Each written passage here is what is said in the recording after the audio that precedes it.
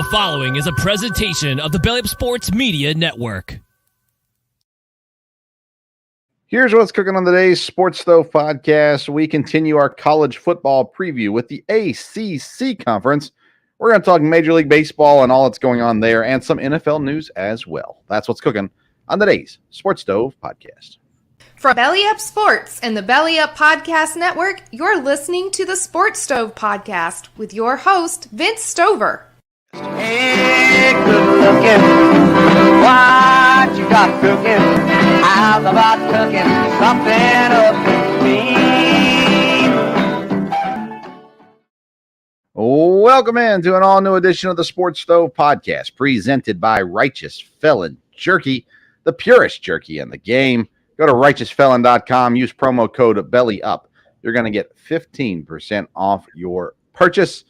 Welcome in tonight's show. I'm your host, Vince Stover, joined by my dad, Dale Stover. Dad, how you doing?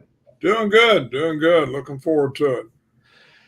Yeah, we're getting closer and closer to football season. That always brings all kinds of content up, and then a lot going on in even the NFL starting to kick up a little bit as well, as the Green Bay Packers sign their future quarterback today. We'll talk about that later.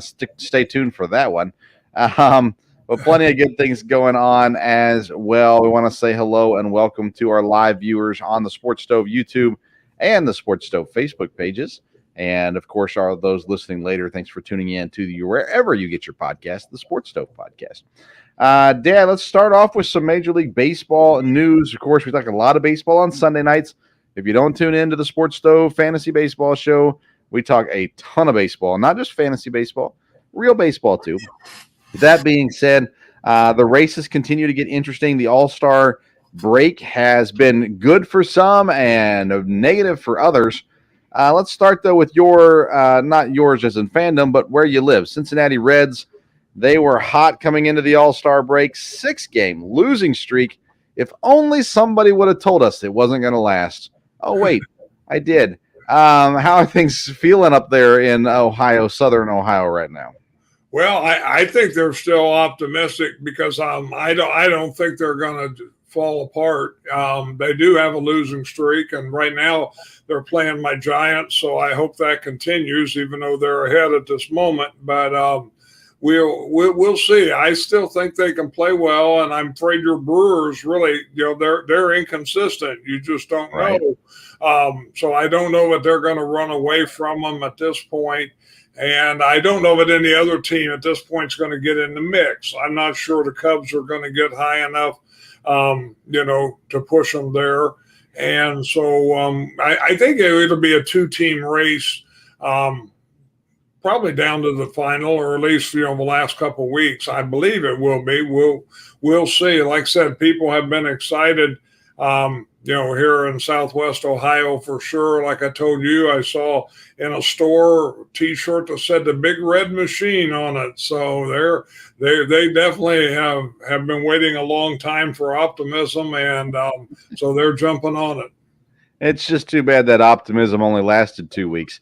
Honestly, I just don't think – I know I come across as a homer, but I feel like I've been pretty consistent with my Milwaukee takes. I agree that Milwaukee's inconsistent or consistently inconsistent, if that's even a thing. But they've got the roster. Brandon Woodruff he's got his rehab assignment started up, so he'll be back soon. I think they make an addition at the trade deadline as well to bolster. My guess would be pitching, but I could be wrong on that.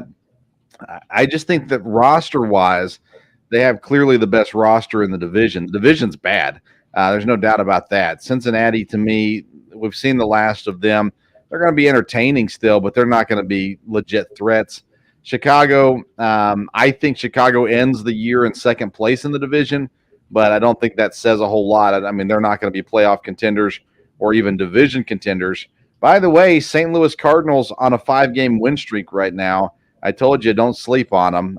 They're still the team that scares me the most in the Central as a Brewers fan is St. Louis, even though they're 9.5 games back. They just be careful with them. And Pittsburgh has finally taken their place in last place in the Central Division after a season-long run near the top. They have finally fallen to where we expected them to be at the beginning of the season, needless to say. In the West, Dad, the Dodgers currently 1 game up on San Francisco, who's on a win streak of their own, and Arizona's 2 games back. San Diego's still 10 back on that one. I think the Dodgers will be the biggest movers at the trade deadline in that division, but San Francisco and Arizona, they could be players at the trade deadline too. When you look at those 3 teams there, how you feeling about the West? I think it'll probably stay. The Diamondbacks have kind of went on a skid a little bit, but I think they'll probably stabilize. I think, with all the standings in baseball, we're going to have to wait till the smoke clears from the trade deadline, because that could change things in a lot of ways. Right now, though, the Giants are really staying in there. They're playing good. Of course, the Dodgers, are the Dodgers. They're a good team there. And Diamondbacks have played well, too. So I think it'll be a 3-team race, depending on what happens at the trade deadline.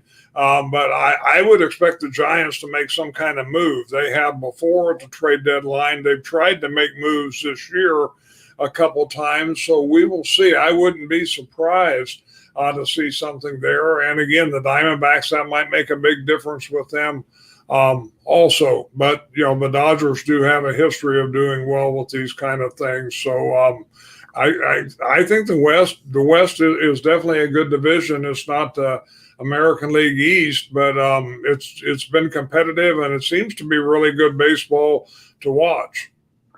I mean, it's tighter than the American League East. The race is three teams right there within 2 games of each other.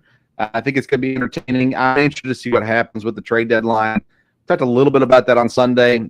Planning on talking more about it this coming Sunday. But, there's pitchers out there. I've seen Marcus Stroman's name a lot. I'm not a Marcus Stroman fan, but he can improve Arizona. He could improve San Francisco. He can improve L.A. in their rotation as well. Other guys like Giolito from Chicago, Cease from Chicago. There's some other guys out there as well that could help the team out.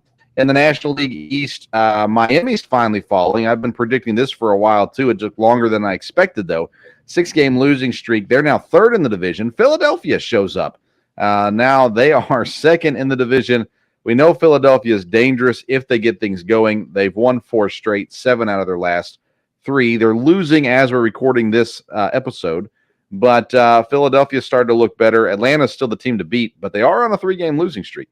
I think Atlanta wins the division easily, but I think Philadelphia makes the playoffs there in the East. In the AL West, you got Texas 4.5 up on Houston. They've held their own all year long. They score all kinds of runs. They still have a plus 166 run differential. 6-game winning streak sure helps as well. Minnesota is 2 games up on Cleveland, but I still think Cleveland wins that division. And then, as we said, according to this episode, Tampa Bay and Baltimore tied amongst the top of the American League East.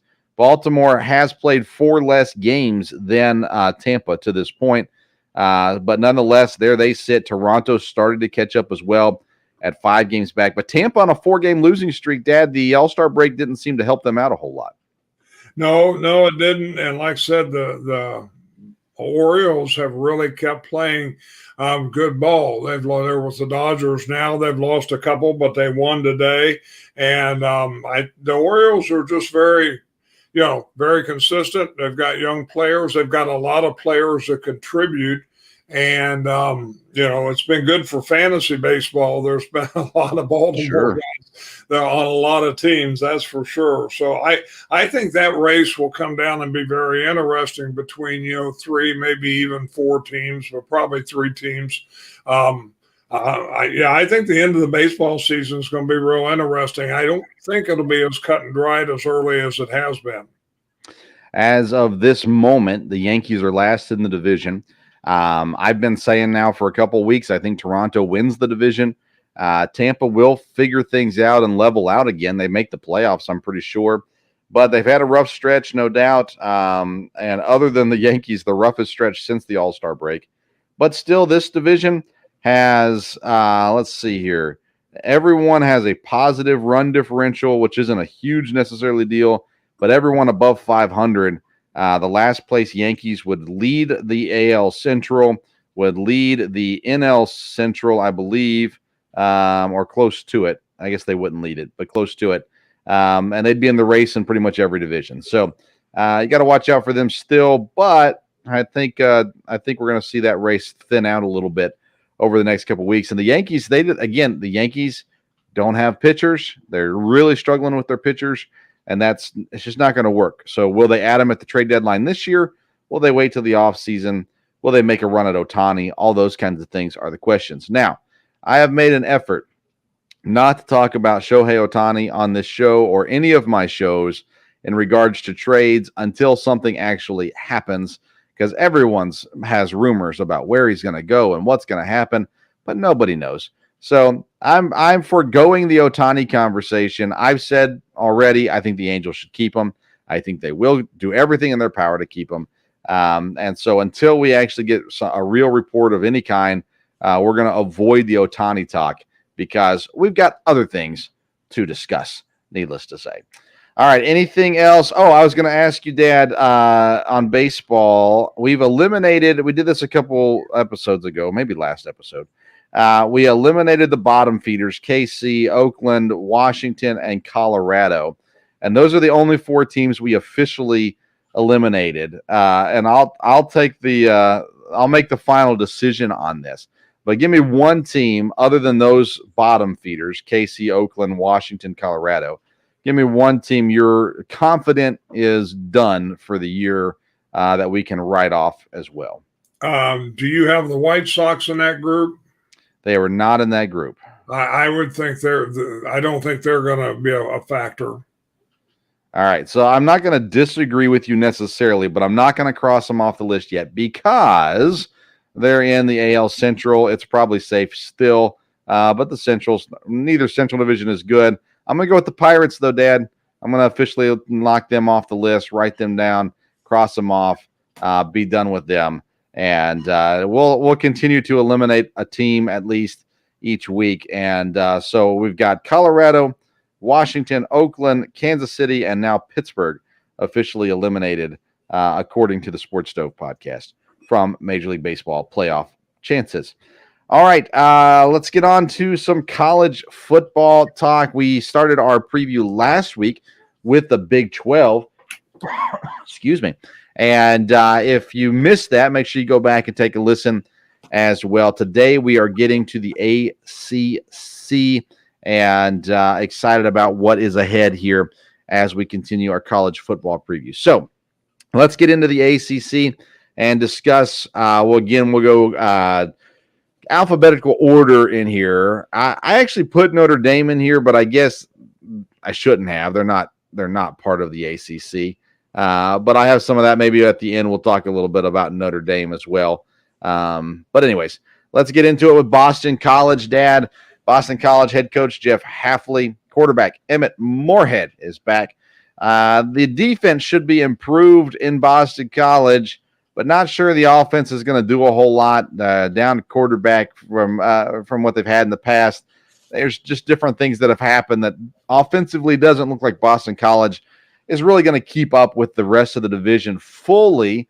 But I don't think they're going to be horrible. Their win total is set at 5.5. I'm willing to go over that. I'm willing to say 6 games.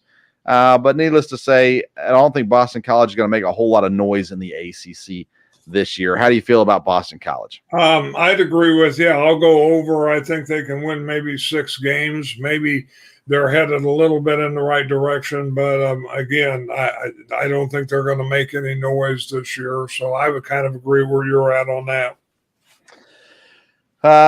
Let's move on to Clemson then. I don't think there's a whole lot more to talk about Boston College. Clemson head coach Dabo Swinney. I'm a Dabo Swinney fan. I understand why some people are annoyed by him and whatnot, but overall, I would put myself on the side of positive. I'm pro Dabo Swinney. How do you feel about Dabo Swinney? I like him. I think he's a good coach. I think there's a lot of things about him that's good for college football, and I I think he's, a good football coach, but I think he's a good person. And yes, I went to college not at Clemson, but I went down in that area, in South Carolina, and so was around Clemson there a little bit. Never did get to go to a game. I went by Death Valley one time and saw it, but always kind of like Clemson. But yeah, definitely like Dabo Swinney. My co-host on Sunday nights is a Clemson fan, Kevin Wilson, so he's big on Clemson this year. Quarterback Cade Klubnik is returning. He didn't start all last year. DJ was the starter, but Cade came in and proved he could play, wins the job coming into this year. They also changed offensive coordinators this year, which should boost their passing game. That's the hope, at least, that things get better there. They do return all 5 offensive linemen. They do return their superstar, Will Shipley, at running back as well. The secondary is the biggest question on this team. On defense, the front 7 should be fine. Secondary is just unproven, and we'll see how things shake out with there. They got the highest win total in the conference at 10. Of course, Clemson has been a proverbial leader in the ACC for pretty much the last decade. Not every year in that span, but for most of it. Do you expect Clemson to go over or under 10? I think they'll go over again. I think they'll definitely rebound this year and be a power, definitely the juggernaut there in the ACC. And just look at their schedule and everything, I think they could go over 10, potentially and win 11, or at least right at 10. Yeah, I'm going over 10 also. I'm a believer in Clemson. I think they've got the right quarterback. I think I like the changes they made offensively with the offensive coordinator and having that returning front five, plus Will Shipley back. They're always going to have talent, but I think Dabo Swinney's got what he needs to return to the top this year. Let's go to Duke now. The Blue Devils head coach Mike Elko. Quarterback Riley Leonard comes back. They were 9-4 last year. The offense is pretty solid. The defensive line had 26 sacks, and they returned that defensive line that had 26 sacks. So they should be able to get to the quarterback. They should be able to make some noise. They've got a win total set at 6 after a 9-win year last year. How you feeling about Duke? Yeah, well, I think as far as the win total, I think, you're looking at going over without a doubt. I'm a little surprised it's as low as it is on the win total there. But Duke seems to be, heading in the right direction. Will be a very competitive team there in the ACC. And I think, they'll only continue to improve a little bit this year.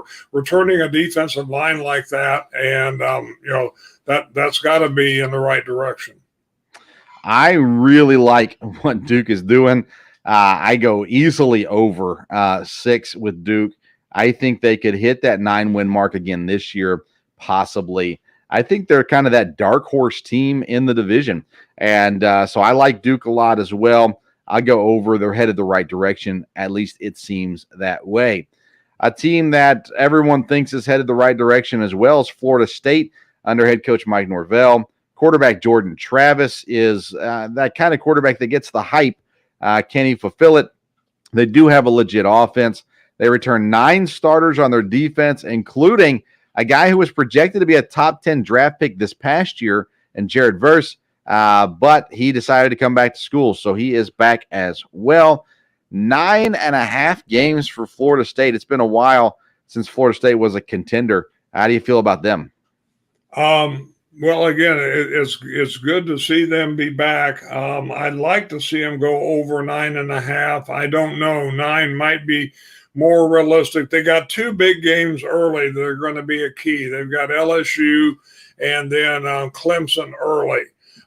So as long as they can rebound from that, they might can win the rest of the games. So I can go over 9.5, but again, it's going to be like I said, they have those couple tough games early in the schedule. I feel like everything is set up for Florida State to fail this year, and by fail I mean 8 wins. I don't think they're going to be I don't think they're going to miss bowl eligibility or anything like that. But I think they're under 9.5, 8 or 9 wins is kind of where I see them at.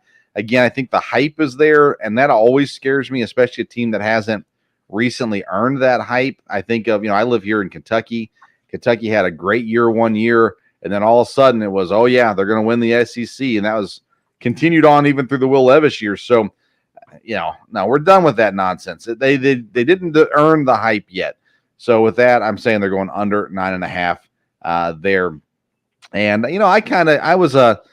Florida State was my second team growing up. I was always a Tennessee fan, but Charlie Ward and those were the fun days. Those days of Florida State. But nonetheless, Coach Bowden was, I thought, really cool. But they're not there yet. They might be getting there. I just don't think this is the year. 9.5. I go under Florida State. Georgia Tech head coach Brent Key. They bring in a transfer quarterback from Texas A&M, Haynes King. They've got a lot of questions on this team and not a whole lot of answers just yet. To me, this is a building project. I'm not sure that this year is the year of any excitement for Georgia Tech. Their win total is at 4.5, Dad. I'm going under that win total. I don't think they're far away from being respectable, but I don't think this is the year. Yeah, I agree with that. I think you have to go under. When you look at the other teams in the conference, there's several middle of the pack teams, and Georgia Tech, I don't think ranks up there with them. I've always kind of liked Georgia Tech. There's been some great players come out of there. It looks like this year's going to be a tough year. One of the things that's really tough is being a Louisville fan. I wouldn't know exactly how that feels, but Louisville in the ACC, they got a new head coach. Jeff Brom comes in. They got a new quarterback coming from Cal. He's been a couple places, Jack Plummer. First year with a new coach, first year in a new system. They do have an easier schedule, which should help them out a little bit. But at the end of the day, Dad, it's still Louisville. 8 wins is what their win total is. How do you feel about them? Because honestly, I'm not feeling good about them. No, I like Jeff Brom. So, and again, he's going back there to where, he played at. I'm not necessarily a Louisville fan, but I do like Brom. And again, when you look at some of the other teams in the conference, I think they can have success this year. So I'll go either even or over 8, just because he's based on the other teams in the conference. And I think he'll bring a lot of energy and coaching to help there. Man, to me, this is an easy under. Again, I think Jeff Brom can build it back up. I think he can make them good again. I think they're under 8. I looked at their schedule, Dad. I don't see 8 wins for Louisville this year. And some people, man, I've seen them even over 8 several times. I just don't see it. I'm going under 8 with Louisville. But again, I think within a couple of years, Jeff Brom has a chance to make things happen there. Let's go down to the U, Miami. Mario Cristobal back at head coach, quarterback, the returning ACC Rookie of the Year, Tyler Van Dyke. They bring in the Houston OC, so that should kick things up offensively. The offense, though, is a little unknown outside of Tyler Van Dyke. There's going to have new guys step up and produce, but the defense returns a whole lot of guys. Miami was underachievers last year with a lot of hype. It's kind of what I talked about Florida State, all that hype, and they didn't live up to it. Now I don't feel like there's near as much hype on Miami, which might help them out. They're at 7.5 games. I'm going to go over 7.5 for Miami. How do you sit with Miami? I'll go under 7.5. Again, I think we're just where they're at with a bunch of teams. I think they did underachieve. They may have improved somewhat. But I think when you look at the other teams, and I have to pick, who I think is going to get wins here and there, I'm going to go under 7.5, probably 7 wins. They'll make a bowl, but we'll see. They definitely need to improve on last year. I think you know what I'm looking for here, so I'm going to ask you this question. Who are the 2 most important people on a college football team? It would be the coach and the quarterback. You got it. Coach and the quarterback. Mario Cristobal had success in Oregon. He did not win a national championship, but he had success in Oregon. And Tyler Van Dyke is a legit quarterback. This conference, it's got good teams. It's got okay teams. But this conference is one that you can succeed in right now. You've got other quarterbacks like Cade Klubnik from Clemson. You've got Drake May at North Carolina, Brennan Armstrong at NC State, Sam Hartman. I'm sorry, he's at Notre Dame. Phil Jurkovec at Pitt. I mean, you got guys here, good quarterbacks in the conference. But Tyler Van Dyke is a guy that I think can be a superstar. And I think with him and Cristobal matched together, I think it's potential they start to lift Miami. Maybe not the national championship contenders, but I think they're starting to climb back up to be respectable in the division. But Cristobal was a coach last year, right? He was there his first year last year. And he got out-coached by Rick Stockstill. So I think he's still, we'll see how that goes. Why are you busting on Stockstill? He's a good coach. He's a great coach, but nobody expected MTSU to go down there and handle them like they did. So just because it's not expected doesn't mean they're right? I can't believe you bust on Stockstill like that. I did not. Man, Cristobal got out coached by the lousy Stockstill. I can't believe you said that. No, I can't believe I didn't either because I didn't. But anyhow. Excuse me. Let's go to North Carolina. I got the hiccups.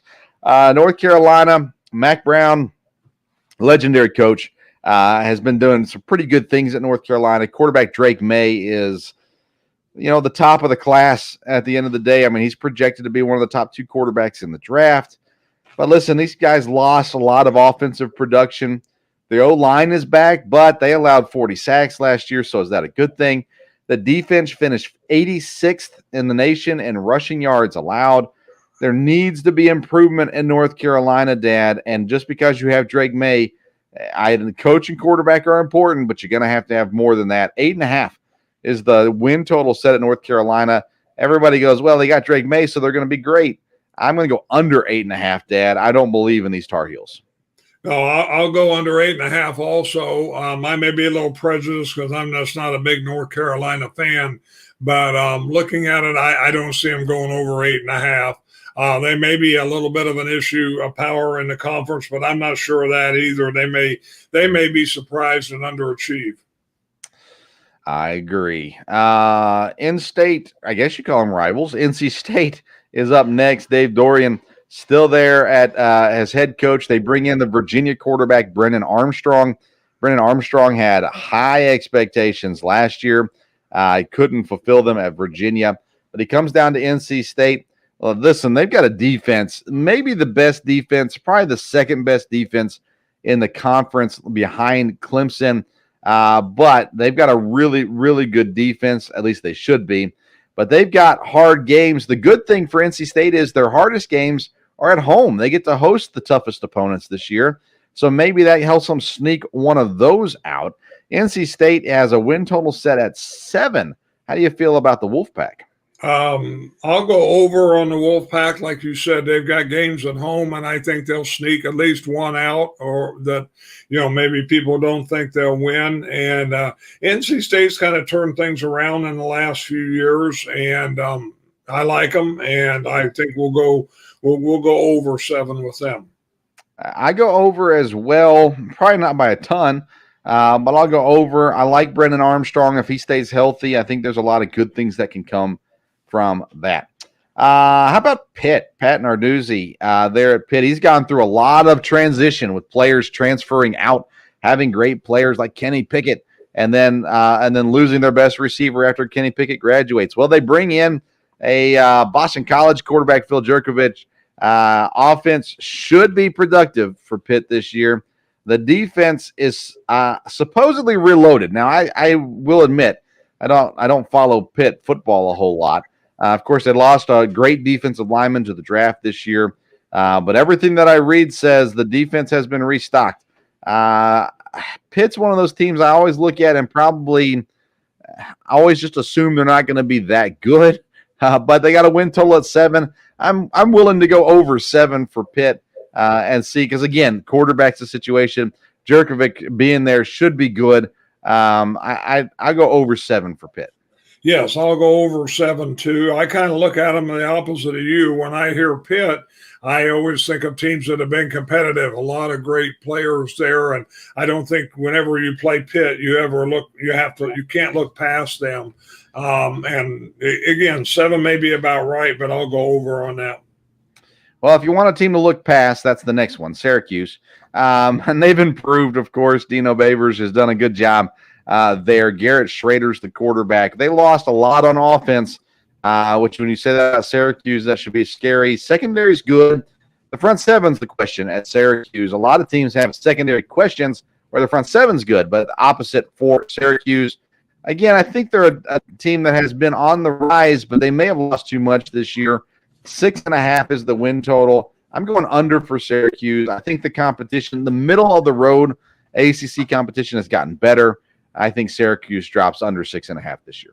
Yes, I'd go with that too. I think they'll be under 6.5. I think with the teams that I picked to go over their totals, then they're going to have to beat people, and I think Syracuse will be one of those.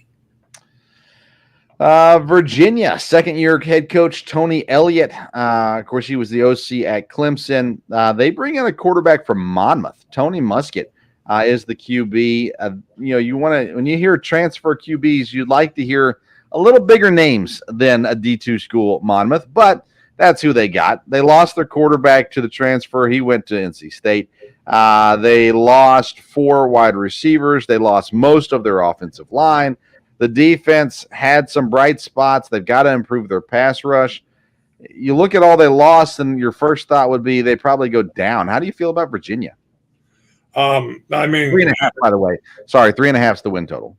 Yeah, all the rankings have them down. I can't believe they'd be as bad as 3.5, so I'll go over, but I don't think they'll win any more, probably than 4.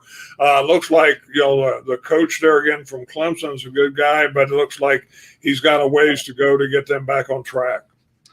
So I'm going to say the opposite, Dad. I think actually they're the surprise team this year. Now, they're not going to win the division or the conference.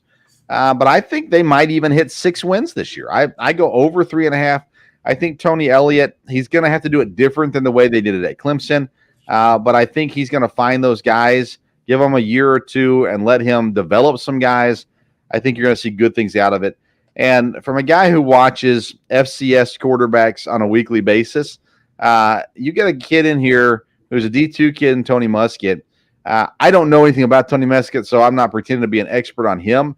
But there are really good quarterbacks at below FBS levels. And if Tony Elliott found his guy, I believe Tony Elliott knows what he's looking for. So I think you give him a full year to go out and build his system. I like what they're doing. I think he's going to build it up and this year surprise some people. So I think he's at 5 or 6 wins. Let's see here. Virginia Tech, they got a new coach. Brent Pry comes over from Penn State.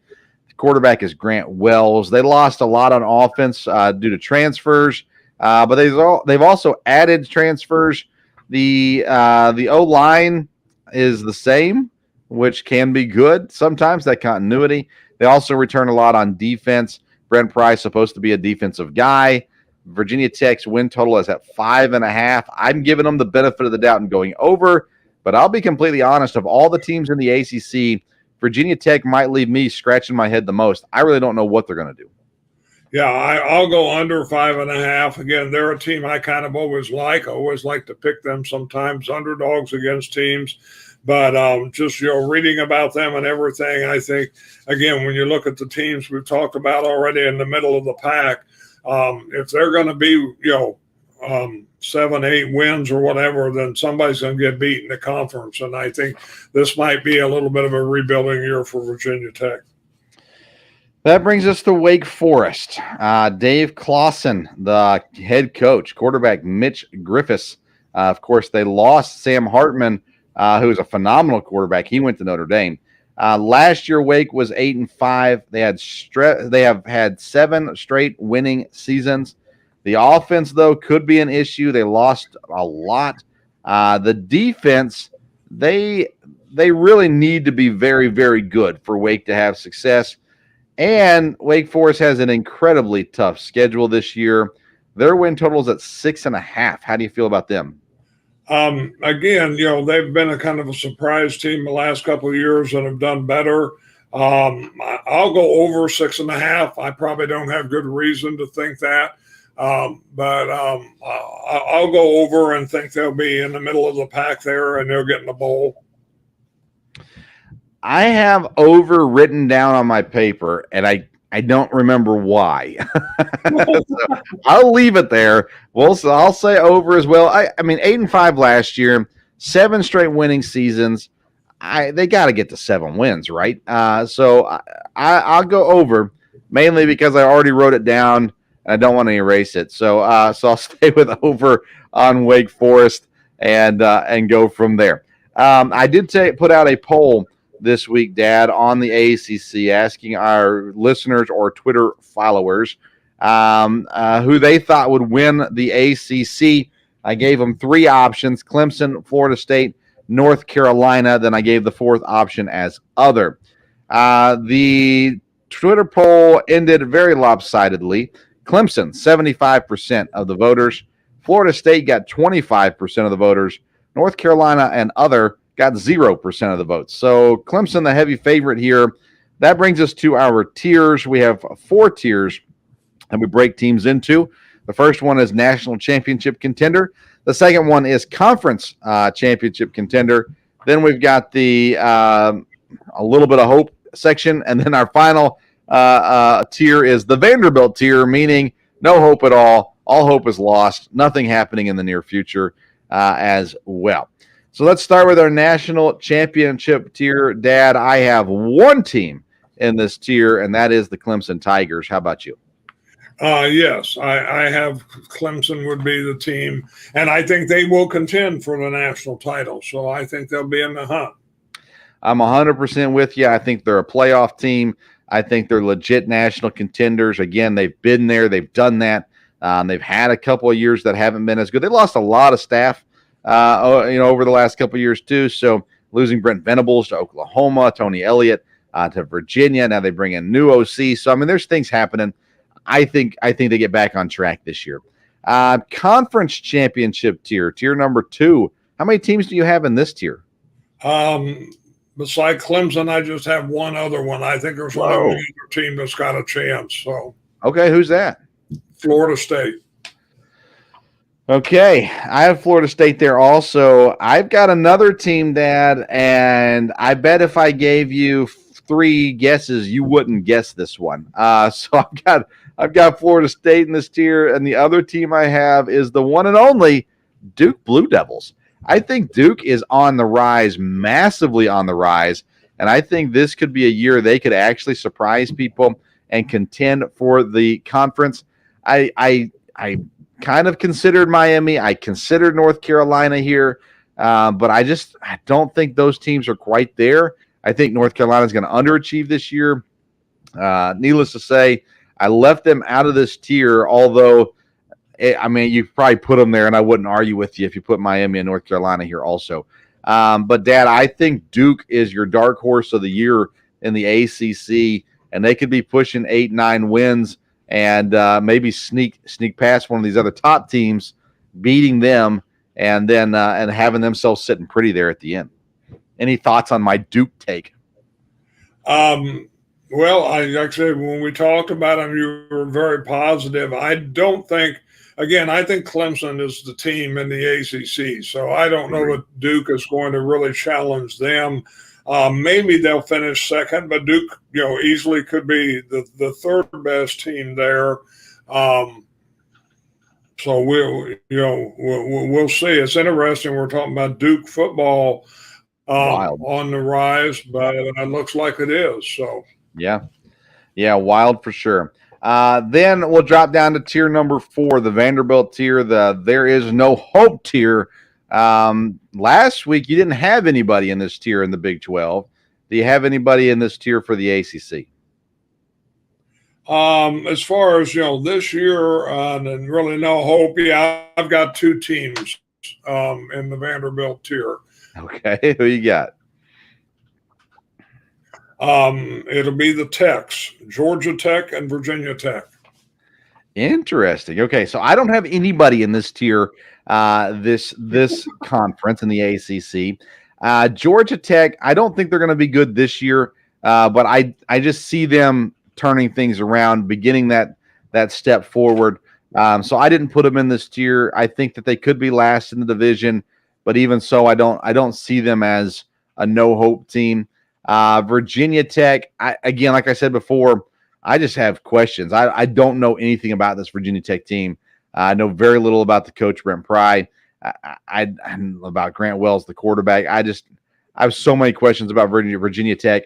I wasn't willing to put them in this tier as well. So interesting, very, very interesting. We both got Clemson winning the ACC, and we both have Clemson contending for the playoffs and national championship this year too. Yes. So you're welcome, Clemson. And you're welcome, Kevin Wilson, who said, please be nice to Clemson. And we were very nice to Clemson here this evening. So that's the ACC. Again, last week we looked at the Big 12. If you missed that, make sure you go back and take a listen. Anything else you want to add about the ACC before we move on? Well, it's interesting looking at this conference because we've talked about this may be the conference that will really be in trouble as other conferences expand. I heard this week where the SEC definitely is talking about still expanding and moving. And if the SEC adds teams, you would have to think they're going to come from the ACC, at least one or two of them.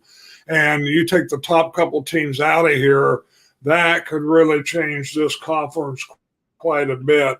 And so I think in the next year or two, it'd be interesting to see what the ACC looks like. Yeah, realignment can play a big factor in this. Real quick, because I do have the information on Notre Dame on here.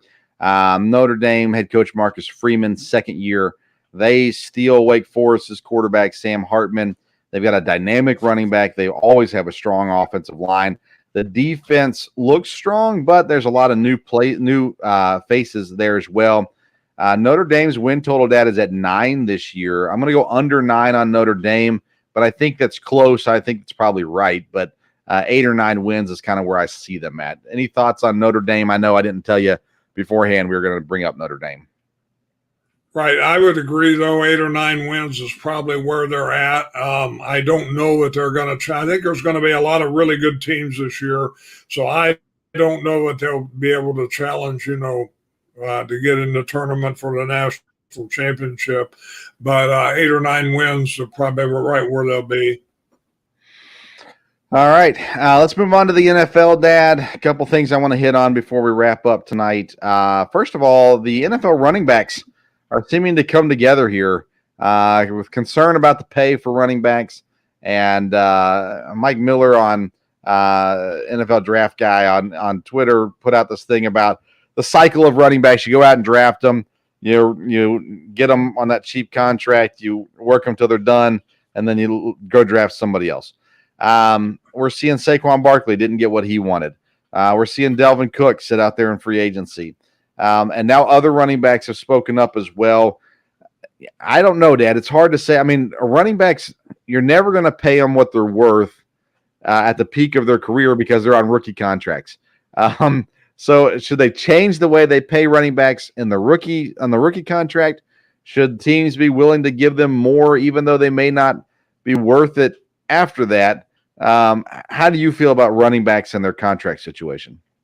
Well, I heard someone on the radio make a suggestion that made a lot of sense. It said that they ought to change the scale for running backs and have them do a 3-year contract instead of a 5-year contract, and then they could go on, and get an increase after that, and that might be a way to do it. But otherwise, the running backs just aren't going to get paid what everybody else does. Yeah, I mean, I think running backs are important, and I know people have been able to find them different places. But, I mean, we're Packer fans. Aaron Jones, we really like Aaron Jones, think he's great. I'd hate for the Packers to have let him go, and they might still do it next year, but let him go and as opposed to paying him, I'd love to get 2-3 more years out of Aaron Jones. And so go ahead and pay him now and go from there, is the way that I look at it, at least. I think running backs are getting smarter. I think they're finding out ways to not be beat up as bad.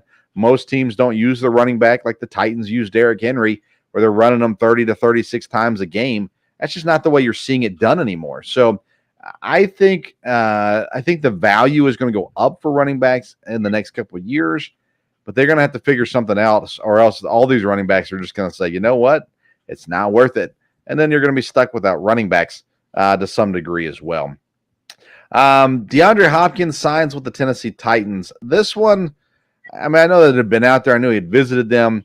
It's just not the fit I was expecting. So, Dad, I'll let you talk first because I've got some thoughts on D-Hop to Tennessee.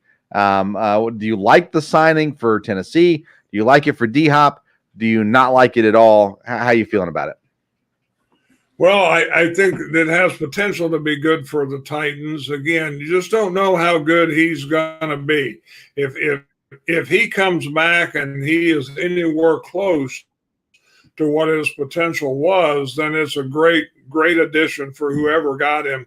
And in this case, the Titans did. I don't know that it's what the Titans needed. Again, like you said, I'm not sure it's a great fit for him because of the quarterback situation. So a little surprised that he went there, but I'm sure it's created excitement there in Tennessee. I think about Julio Jones in Tennessee. Did absolutely nothing. I look at D-Hop. DeAndre Hopkins at one time was the best receiver in the league. He's been injured. He was trying to come back from injury and got popped for PEDs. I'm not sure that DeAndre Hopkins is the number one receiver or even a number one receiver anymore. I'm not sure he gives the Titans what they need. Now, Tannehill is Tannehill. I think I've been clear enough on him in our past episodes. I don't think Tannehill is horrible by any stretch of the imagination, but he's not elite. He's not a number one I don't think he's a top 20 quarterback in the league. And I think you need to be a top 20 quarterback in the league at this point in stage, especially in that division where you got Trevor Lawrence coming up. You got Bryce Young, who just got drafted. Who else am I forgetting? Not Bryce Young, sorry. Who got drafted in Texas, Houston? The kid from Ohio State. Yeah, CJ Stroud is there. Indianapolis went out and drafted a guy also. So, I mean, I don't think Tannehill's the answer in Tennessee. I don't think DeAndre Hopkins actually helps this team. And from what the people that I listen to seem to know what they're talking about. And the deal is he can still catch the football, but he doesn't have that elite breakaway, that ability to separate, those kinds of things. And if you can't separate and you're going to be playing with Will Levis, I mean, it's just not going to work out. Sadly, I was really hoping Hopkins would go. I thought there was a lot better fits for him. I thought places like Baltimore, honestly, Green Bay, I thought would have been a good fit. I think anywhere you got a quarterback, D-Hop could still be a factor. I'm not sure Tennessee's that place. I don't think it's good for Tennessee. I don't think it's good for DeAndre Hopkins. I don't think it's good for Ryan Tannehill or Will Levis. I don't like the move to Tennessee, and I think there's probably a lot better options for Hopkins. Now, I could be wrong, and he could come out and light it on fire, and if he is the DeAndre Hopkins of 5 years ago, well, then sure, everything's going to be fine. Kyler Murray told us, when in doubt, you just throw it up, and D-Hop will go get it. So, but I don't think he's that guy anymore anyhow. So I don't like the move. I don't think it's going to work out positively for anybody involved there as well. And just for the record, fantasy football wise, I'm staying clear of everybody in Tennessee outside of Derrick Henry. I'd sign me up for the anti-Tennessee club because that's where I sit with the Tennessee Titans. Minus, of course, TK McClendon and Matthew Jackson on the defensive side of the ball. EKU guys. I love you guys, and I'm rooting for you. But I don't think your team's going to do good. Okay. Anything else, Dan, that you want to add before we wrap up tonight? No, like I said, camps, are starting up, which is exciting. The NFL there. And like you talked at the start of the show, the Packers made an interesting move today, picking up a quarterback there. And so it'd be real interesting to see all the camps, but especially, we're very interested in the Packer camp because there's just a lot of questions, and they won't be answered in the first 2 weeks of training camp. But I'll be interested to get the information. Yeah, the Packers signed the XFL MVP, and I feel really embarrassed that I don't know how to say his last name. Alex McGough or Alex McGuff or Alex McGaw. I'm not sure how you say his last name. I feel really bad about that. I saw it pronounced Magoo. Magoo. Oh boy, that's interesting. It was Magoo, Alex Magoo. All right. Well, there you go. XFL MVP from the Birmingham Stallions signs with Green Bay. More importantly, Dad, Luke Musgrave, the tight end draft pick, signed as well, second rounder. But needless to say, things are starting to turn up a little bit in the football world. Excited to see where it all shakes out there as well. All right. Listen, go visit righteousfelon.com. Get yourself some jerky. At checkout, use the code BELLYUP. Get 15% off your purchase. Follow us on Twitter, on Instagram, and if you want, on Threads. We're on there. Not a whole lot going on. But it's all the same name, at Sports Stove. Tomorrow night, Thursday night, we'll be live. Myself and Ryan Jackson will be live to break down and preview the EKU defensive backs. We're talking with cornerback coach Chris Franklin, safeties coach Mike Dietzel, and safety Mike Smith Jr., who will be a second year at EKU, came in from App State. And Mike Dietzel, by the way, I've only interviewed him one other time. Phenomenal interview, has a massive history in the game. A lot of fun to listen to as well. Chris Franklin's always a good conversation too. So those guys will be on tomorrow. You can listen to that. Every Thursday, the plan is local hour. Me, Ryan Jackson, who is defensive lineman for EKU. He was at the, what do they call it now? The United Athletic Conference. It's the ASUN, but the United Athletic Conference Media Day last week. So he's going to talk about that and talk about some things that went on there. And then we'll interview those guys and preview the defensive backs. If you like football, it really is a fun episode. Even if you don't follow EKU, I always feel like there's some good stuff in there from the coaches and from the players too. So you can tune in there also. Sunday night, we'll be live at 8 o'clock for the Sports Stove Fantasy Baseball Show. Make sure you tune into that as well. All right. That's it for tonight's show. Thank you all so much for tuning in. Until next time, we'll see you around the Sports Stove.